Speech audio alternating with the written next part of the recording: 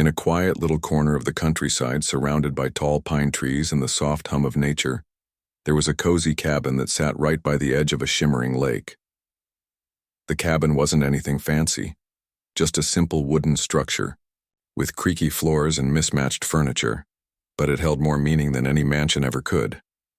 This was the place where one person had found peace after years of hustle and bustle in the city. It wasn't just a home. It was a connection to family roots, memories and stories passed down through generations. The person who lived there had inherited the cabin from their grandfather, a man known for his love of simplicity and respect for nature. He used to tell tales about how he bought this land decades ago, when it was nothing but wild woods and untouched water. Back then, no one cared much about the lake. It was far from the main roads, hidden away like a secret treasure. But over time, as people started moving closer to escape busy city life, the area began to change. Slowly, houses popped up around the lake, and eventually a homeowners association, HOA, was formed to manage things. For years, the cabin's owner stayed out of the spotlight, keeping to themselves and enjoying the quiet rhythm of life by the water. They weren't interested in joining neighborhood gatherings or sitting on HOA committees. Paying the annual fees was enough involvement for them. Life went on peacefully, filled with early morning swims, long walks through the forest, and evenings spent reading by the fireplace. Everything seemed perfect until one day, trouble came knocking at the door, or rather landed in the mailbox. It all started on an ordinary autumn morning. The air was crisp, carrying the faint smell of fallen leaves, and the sun cast golden light across the calm surface of the lake. As usual, they walked down the gravel path to check the mailbox. There wasn't much mail these days, just bills, the occasional postcard or reminders about HOA dues. But today felt different. Among the usual stack was an envelope that stood out. It looked official with bold letters stamped across the front. Urgent notice. Curiosity mixed with a hint of worry as they opened it. Inside was a letter written in stiff formal language. It said something about zoning regulations and compliance. At first glance, none of it made sense. What did zoning have to do with their humble cabin? Then they reached the part that sent chills down their spine. Your structure is considered non-compliant with current standards. Immediate action must be taken to either bring it up to code or demolish the property. Demolish? The word hit hard. How could anyone expect them to tear down the very home that meant so much? Confusion turned into anger as they read further. If they didn't comply, the letter warned, legal action would follow. Forcing someone to destroy their own house sounded absurd. Why now? And why this sudden interest in a cabin that had stood there for decades without causing problems? Determined to understand what was going on, they decided to attend the next HOA meeting. These meetings were usually dull affairs where neighbors discussed things like landscaping rules or parking restrictions. But this time, it felt personal. Walking into the community center, they noticed the room buzzing with energy. A group of board members sat at a long table, looking serious and organized. Everyone else sat quietly, listening intently. When it was their turn to speak, they stood up nervously, clutching the letter. I received this notice about my cabin, they began, trying to keep their voice steady. Can someone explain why it's suddenly being called non-compliant? One of the board members cleared their throat and replied, We're working on improving the value of our community. Unfortunately, some older structures don't meet modern standards. Your cabin falls under that category, another chimed in less diplomatically. Look, we're not trying to make enemies here, we just think the lakefront has potential for bigger, better homes. That cabin blocks prime real estate. The word stung. Prime real estate? This wasn't just a piece of land, it was a legacy. Their grandfather had built this place with his own hands, dreaming of a peaceful retreat. Now strangers wanted to erase it for profit. Sitting there, surrounded by people who seemed more concerned about money than history, they realized they couldn't back down. Something deep inside told them to fight, not just for the cabin, but for everything it represented. Little did they know, the battle ahead would uncover secrets buried deeper than the roots of the towering pines outside. Secrets that would shake the entire community and maybe even change its future forever. The letter from the HOA felt like a punch to the gut. It wasn't just the threat of losing the cabin that hurt, it was the way they acted, as if the place didn't matter, as if decades of memories, laughter, and even tears could be erased with a few strokes of a pen. Sitting alone in the dim light of the living room, the person stared at the letter again, trying to make sense of it all. The words non-compliant and demolish seemed to jump off the page, mocking them. How could something so personal, so deeply rooted in their family's history, be reduced to a zoning issue? Determined not to let this slide, they decided to dig deeper. Maybe there was some misunderstanding, or perhaps they could find a way to negotiate. But first, they needed answers. They started by pulling out old boxes stored in the attic. Boxes filled with papers, photographs, and mementos left behind by their grandfather. Dust covered everything, and the smell of aged wood mingled with the faint scent of mothballs. Each item told a story. Faded Polaroids of summer barbecues, handwritten notes about repairs, and even a rusted keychain shaped like a fish. As they sifted through the pile, one document caught their eye. A large yellowed map rolled up tightly and tied with string. Carefully unrolling it, they saw the outline of the lake and the surrounding land. At first glance, it looked like any other property map, but then something unusual stood out. The map showed not only the cabin's plot, but also large sections of the neighboring areas, including parts where newer houses now stood. Scrawled in pencil along the edges were notes and markings, some dated back decades. Curiosity turned into disbelief as they realized what they were looking at. According to the map, their grandfather hadn't just bought a tiny slice of land for the cabin, he'd purchased nearly half of the lakefront property. Even more surprising were the handwritten clauses scribbled in the margins. One note read, "All future developments require approval from original owner or heirs." Another mentioned specific conditions for selling portions of the land, including promises to preserve its natural beauty. It was overwhelming. Could this really mean what they thought it meant? Were they not just the owner of the cabin, but also the rightful landlord of significant chunks of the HOA's prized territory? The implications were staggering. If true, this discovery would change everything, not just for them, but for the entire community. To confirm their suspicions, they reached out to a lawyer specializing in property law. After explaining the situation and handing over the map and documents, the lawyer promised to investigate thoroughly. For weeks, they waited anxiously, checking their phone constantly for updates.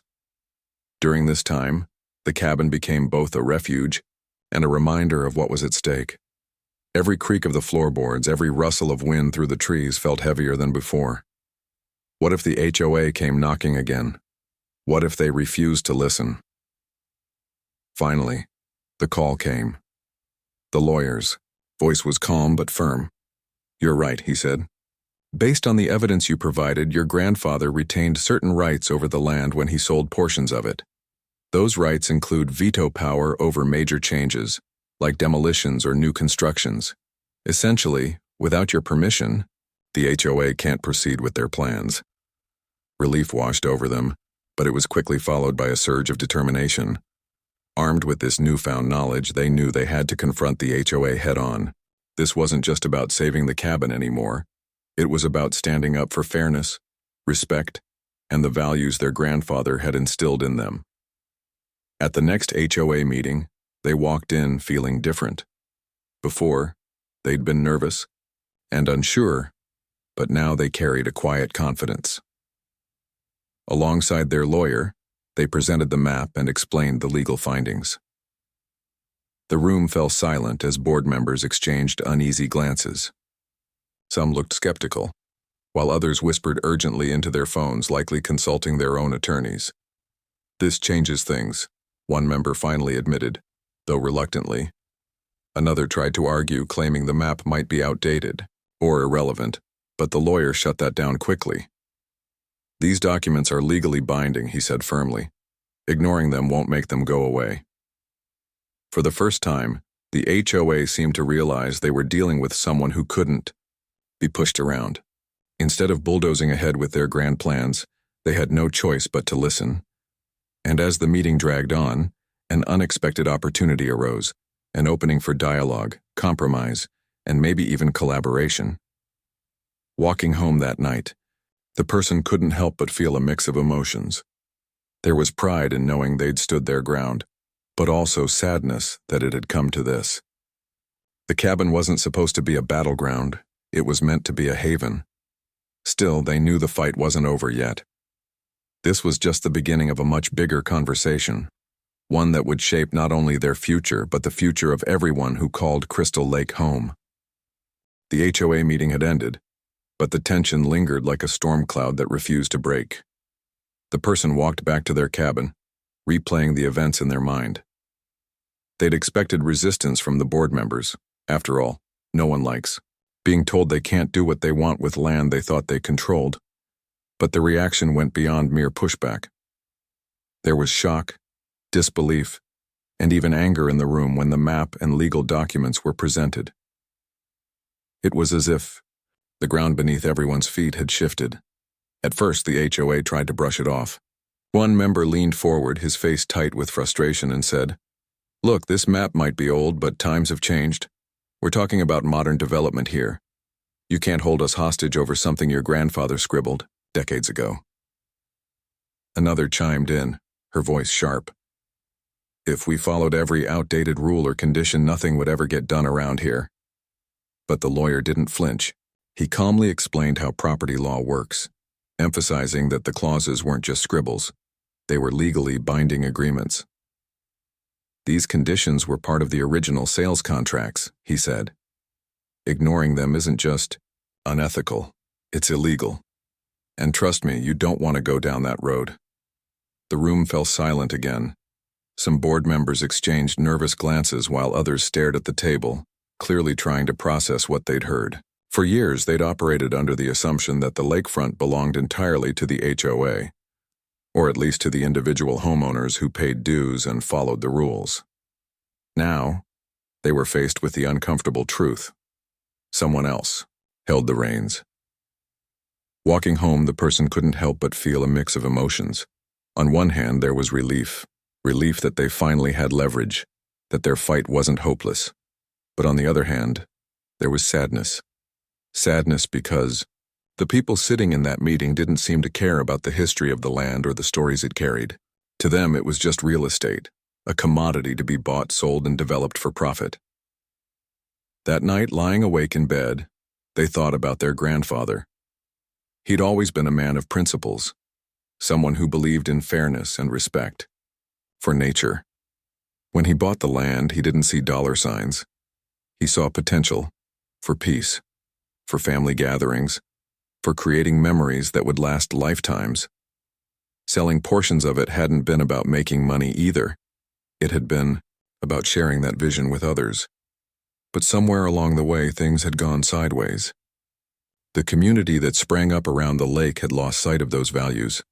The next morning, they woke up early, unable to shake the feeling that they needed to act quickly. This wasn't just about winning a legal battle. It was about finding a solution that honored the spirit of the land. So they started drafting a proposal. Instead of simply saying no to the HOA's plans, they decided to offer an alternative. What if instead of tearing down the cabin and building luxury homes, they worked together to preserve the natural beauty of the area? What if they found ways to improve the community without destroying its soul? They spent hours poring over ideas, jotting down notes, and sketching rough plans. By the end of the day, they had something solid, a compromise that balanced progress with preservation. The proposal included eco-friendly upgrades like solar panels for common areas and better waste management systems. It suggested adding walking trails through the woods rather than cutting down trees for new construction. Most importantly, it emphasized protecting the lake itself, ensuring its water stayed clean and its ecosystem remained intact. With the proposal ready, they sent copies to the HOA board members asking for another meeting. This time, they wanted to approach things differently, not as adversaries but as partners. They knew it wouldn't be easy. Convincing the HOA to abandon their grand plans wouldn't happen overnight. But they also knew that change often starts with dialogue, and sometimes people just need to see things from a different perspective. When the day of the meeting arrived, they stepped into the room with a sense of purpose. The atmosphere was tense, but there was a flicker of curiosity among the board members. As they laid out their proposal, pointing out the benefits of collaboration over conflict, they could see some minds beginning to shift. One member nodded slowly, murmuring, This actually makes sense." Another asked thoughtful questions, showing genuine interest in the details. Of course, not everyone was convinced right away. A few members still grumbled about missed opportunities and financial losses, but even they couldn't deny the logic behind the proposal, or the fact that fighting against it would only lead to costly legal battles. Slowly, reluctantly, the tide began to turn. By the end of the meeting, the board agreed to consider the plan. It wasn't a full victory yet, but it was a step in the right direction. Walking home that evening, the person felt a glimmer of hope. Maybe, just maybe, this fight could end with something positive, not just for them, but for everyone involved. The journey ahead wouldn't be easy. There would still be challenges, compromises, and moments of doubt. But for the first time in a long while, they felt like they weren't alone in this. Change was possible, and it started with standing up for what mattered most. The proposal was on the table, and now it was a waiting game. The person returned to their cabin feeling a mix of emotions, hopeful that the HOA might finally see reason, but also bracing themselves for resistance. They knew better than to expect an immediate yes. People don't change their minds overnight, especially when money and pride are involved. But they had planted a seed, and seeds take time to grow. Over the next few weeks, life at the lake went on as usual, or as close to usual as it could under the circumstances. The mornings were still peaceful, with mist rising off the water and birds chirping in the trees. But every knock on the door or unfamiliar car pulling into the driveway made them tense up. Was it someone from the HOA coming to argue? Or worse, served with papers? Thankfully, none of that happened. Instead, there were emails, a lot of them. Back and forth conversations between their lawyer and the HOA's legal team filled their inbox daily. At first, the tone was cautious, almost defensive. The HOA wanted proof of everything: the map, the original contracts, the handwritten notes from their grandfather. It felt like they were being asked to justify their very existence. But the person didn't back down. With their lawyer's help, they provided every document requested along with clear explanations. Slowly, the tone began to shift. The emails became less combative and more curious. One message stood out in particular. A board member wrote, "We're starting to understand where you're coming from. This isn't just about your cabin. It's about preserving something bigger." That sentence gave them chills. For the first time, someone on the other side seemed to get it. Maybe all those late nights drafting the proposal weren't wasted after all. But not everyone was convinced. Some members of the HOA dug in their heels, refusing to budge. One outspoken neighbor even showed up unannounced one afternoon, knocking loudly on the cabin door. Startled, the person opened it to find him standing there, arms crossed, looking furious. "Do you have any idea what you're doing to this community?" he demanded without so much as a hello. "People invested in these properties because they thought they'd have control. Now you're telling us we can't touch anything?" They took a deep breath, trying to stay calm. "I'm not trying to ruin anyone's plans," they replied evenly. "I'm trying to protect the lake and the land around it. My grandfather bought this place because he loved it. He wanted it to stay beautiful, not turn into some cookie-cutter development." The man scoffed, shaking his head. "Beautiful doesn't pay the bills. You're holding us back." His words stung, but they didn't rise to the bait. Instead, they invited him inside, offering him a cup of coffee. Over the next hour, they talked, not arguing, but sharing stories. They told him about their grandfather, about growing up near the lake and how much the place meant to them. To their surprise, the man softened a little. By the end of the conversation, he didn't agree with everything they said, but he nodded and muttered, "I guess I see your point." That small victory gave them courage. If they could reach one person, maybe they could reach others too. So, they started reaching out, not just to the HOA board but to neighbors who lived nearby. They knocked on doors, introduced themselves, and shared their vision for the future. Not everyone welcomed them warmly. Some slammed doors in their face or ignored them altogether. But others listened, and those who did often ended up nodding along, saying things like, "You know, I've always liked the way this place feels. Natural. It'd be sad to lose that." Word spread quickly in such a tight-knit community. Soon, people who had never paid attention before started asking questions. What exactly did the HOA want to build? Why did it matter so much? And why was this one cabin causing such a fuss? As more neighbors learned about the history of the land and the legal rights tied to it, opinions began to sway. Even skeptics couldn't deny the logic behind the compromise proposal. It offered solutions that benefited everyone, not just one side. Meanwhile, the HOA scheduled another meeting to discuss next steps. This time, the atmosphere felt different. There was still tension in the air, but it wasn't the same hostile energy as before. More residents attended than usual, filling the room with murmurs of curiosity and debate. When the person stood up to present their updated plan, they noticed fewer scowls and more thoughtful expressions. They spoke passionately, explaining how the proposed changes would enhance the community without sacrificing its character. Solar-powered, streetlights would reduce electricity costs while keeping the area eco-friendly. Walking trails would give families safe spaces to enjoy nature instead of paving over forests for new driveways. Most importantly, protecting the lake ensured clean water and thriving wildlife for generations to come. When they finished speaking, the room erupted into quiet chatter. Board members exchanged glances, weighing options. Finally, one of them cleared their throat and said, "Let's put it to a vote." The moment felt surreal. After months of stress and uncertainty, everything came down to this. Hands went up, votes were counted, and when the final tally was announced, the room let out a collective sigh of relief. The proposal had passed, not unanimously, but by a solid majority. It wasn't perfect. Compromises rarely are. Some parts of the plan needed tweaking, and a few stubborn holdouts still grumbled about missed opportunities. But overall, it was a win for the cabin, for the lake, and for the community as a whole. Driving home that night, the person rolled down their car window, letting the cool evening breeze wash over them. Fireflies blinked lazily in the darkness, and the faint scent of pine drifted through the air. For the first time in ages, they felt a sense of peace, not just because they'd won, but because they'd found a way to bring people together. Change wasn't easy, but it was possible. And sometimes all it took was standing up for what mattered most. Months had passed since the HOA meeting where the compromise was finally approved. The cabin still stood proudly by the edge of the lake, its weathered wood glowing softly in the morning sunlight. But now, it wasn't just a symbol of resistance. It was a beacon of hope for the entire community.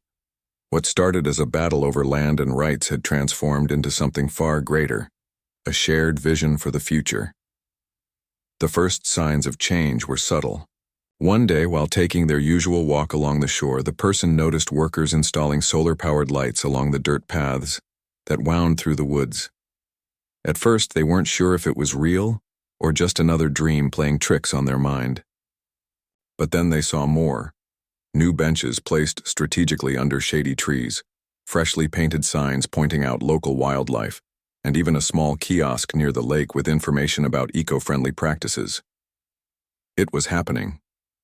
The plan was coming to life. Word spread quickly among the neighbors. Some were skeptical at first, wondering if these changes would really make a difference. Others jumped in with enthusiasm, volunteering their time to help clear trails or plant native flowers around the lake. Slowly but surely, people began to take ownership, not just of their own properties, but of the land as a whole. Conversations shifted from complaints about property values to discussions about how to protect the lake's ecosystem. Kids who once zipped around on motorized bikes now joined weekend cleanup efforts, laughing as they fished plastic bottles out of the reeds. One evening, during one of those cleanups, an older woman approached them. She lived in a house further down the shoreline, someone they'd only ever exchanged polite nods with before. "I wanted to thank you," she said softly, her hands tucked into the pockets of her sweater. "This place, it feels different now, like it belongs to all of us again." Her words hit home in a way nothing else had. For so long, this fight had felt personal, a struggle to save their cabin and honor their grandfather's legacy. But now, seeing how the community was coming together, they realized it was never just about them. It was about preserving something bigger than any one person or property. The lake, the woods, the quiet moments spent watching the sun dip below, the horizon. They belonged to everyone who cared enough to protect them. As the months went on, the transformation became undeniable. The HOA, once seen as an adversary, began working hand in hand with residents to implement sustainable projects. A group of volunteers organized workshops on composting and rainwater harvesting. Another team launched a campaign to encourage homeowners to switch to energy-efficient appliances. Even the most stubborn critics softened when they saw the tangible benefits: lower utility bills, cleaner air, and a sense of pride in living somewhere truly special. The cabin itself became a gathering spot. Neighbors stopped by to chat, bringing coffee or homemade treats. Someone suggested hosting monthly potlucks there, and soon enough, the tiny space buzzed with laughter and stories. People swapped recipes, shared gardening tips, and reminisced about old times. One man brought his guitar, strumming folk songs late into the night while fireflies danced outside. It was impossible not to feel connected in moments like that, to each other, to the land, and to the memories being made. But perhaps the most surprising development came from within the HOA itself. Board members who had once dismissed the cabin as an obstacle began visiting regularly, eager to learn more about its history. They marveled at the faded photographs pinned to the walls, snapshots of family picnics, fishing trips, and snowy winters. One member even admitted, "We didn't understand what this place meant until now. It's not just a structure, it's part of who we are." That admission marked a turning point. The relationship between the cabin's owner and the HOA evolved, from wary adversaries to cautious allies and eventually into genuine partners. Together, they worked on initiatives that balanced progress with preservation.